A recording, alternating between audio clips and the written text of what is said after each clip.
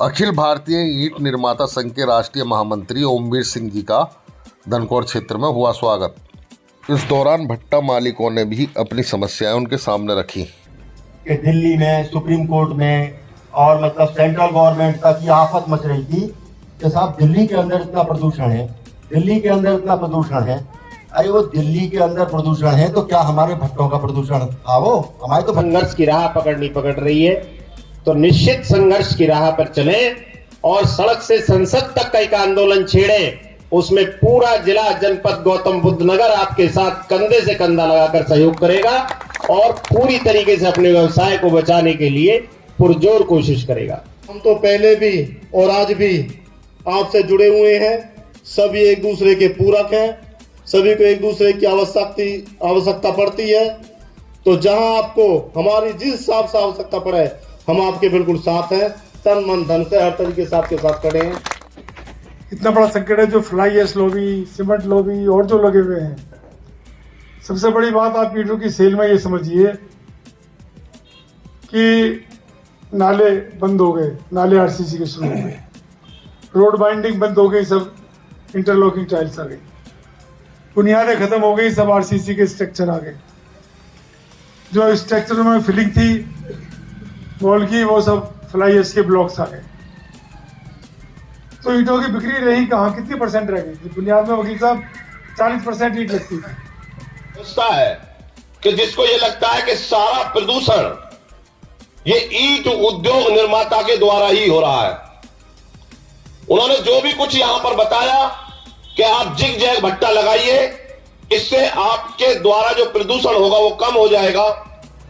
आपने उसको zig zag में ट्रांसफर कर दिया, लेकिन फिर भी आए दिन आप पर इसी तरीका की परेशानियां आती रहती है कि आप भट्टा अभी नहीं चलाओगे, आप मार्च में चलाओगे, फरवरी में चलाओगे, कभी जनवरी में चलाओगे।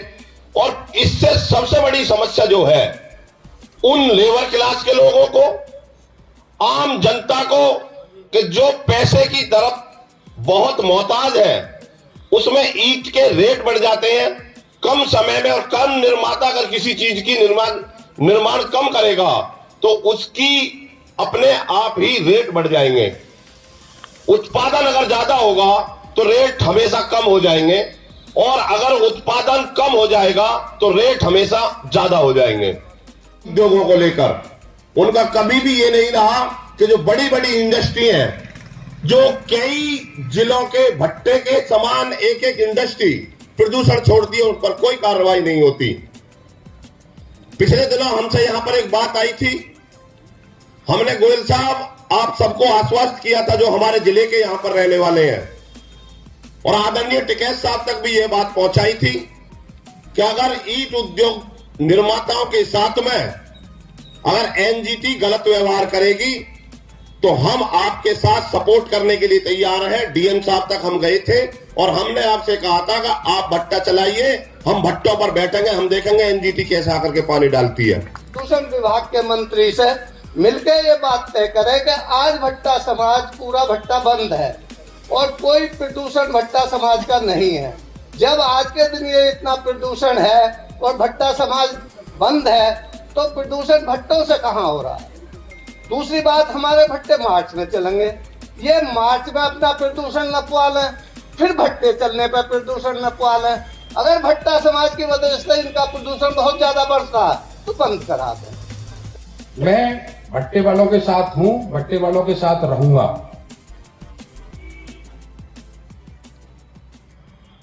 जहां तक जीएसटी का प्रश्न है, जीएसटी पे माननीय मंत्री जी जो भारत सरकार के हैं उनसे 2 बार भेंट हो चुकी है और बिल्कुल सही है, हमें अपनी लड़ाई लड़ी जाएगी। 7% हमारा पॉल्यूशन था, उस 7% से हमने अपने को 3% पे ले आए।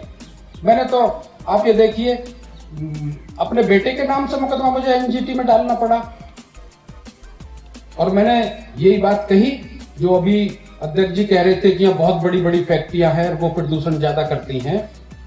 वो बात मैंने कही, पॉपुलेशन का 28%, 30% इसमें कंट्रीब्यूशन है। ट्रांसपोर्टेशन का 27-30% इसमें कंट्रीब्यूशन है। आप ट्रांसपोर्ट को रोक नहीं रहे, आप यमुना विकास प्राधिकरण बसा रहे हैं, एयरपोर्ट का भी 1% इसमें कंट्रीब्यूशन है, वो भी कैरिंग कैपेसिटी का पार्ट है।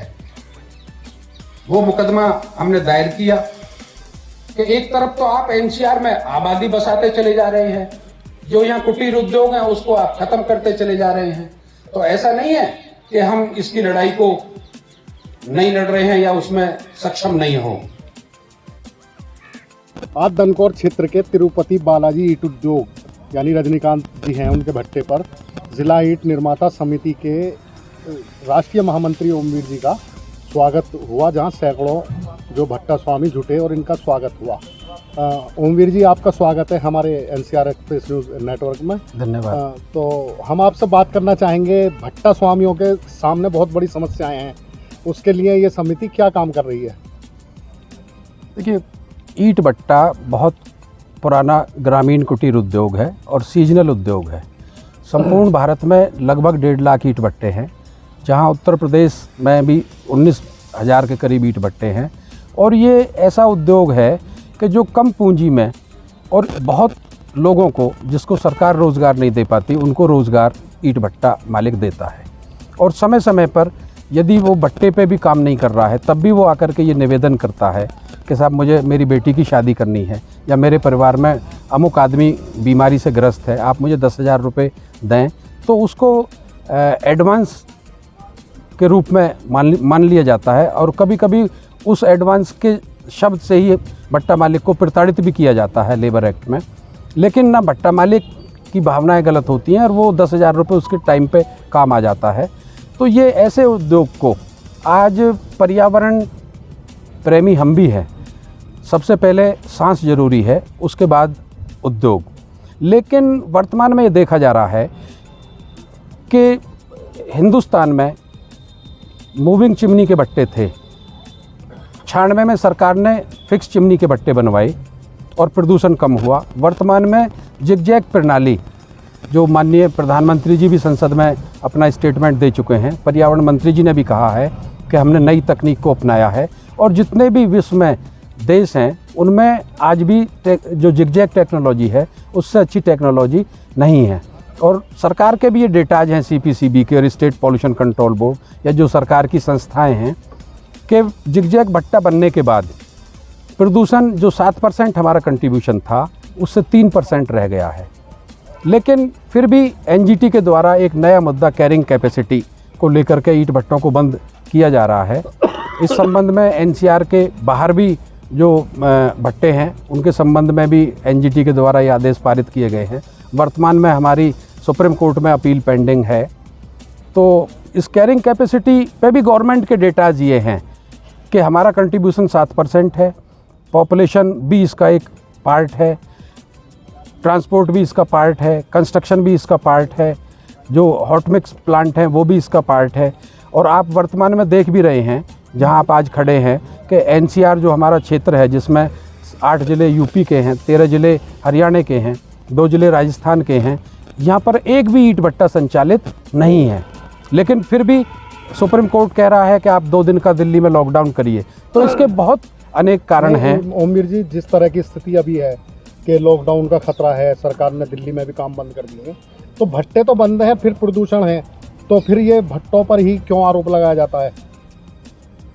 माननीय NGT में जो न्यायमूर्ति हैं, हमारे सुप्रीम कोर्ट से रिटायर्ड हैं ट्रिब्यूनल में, उनका कहना ये था, ये इशू आया और गवर्नमेंट ने जो रिपोर्ट फाइल की, CPCB ने, उसमें 3-4 बार रिपोर्ट फाइल की, तो उन्होंने ये तो माना कि आपने अपने को बेहतर कर लिया, मैं आपको अप्रिशिएट करता हूँ। लेकिन उनका लास्टली ये कहना था कि आज मेरे सामने NGT में जो फाइल है वो ईंट भट्टों की है, आज मैं इनको देख रहा हूँ, जब आएंगी तब मैं उनको देखूँगा।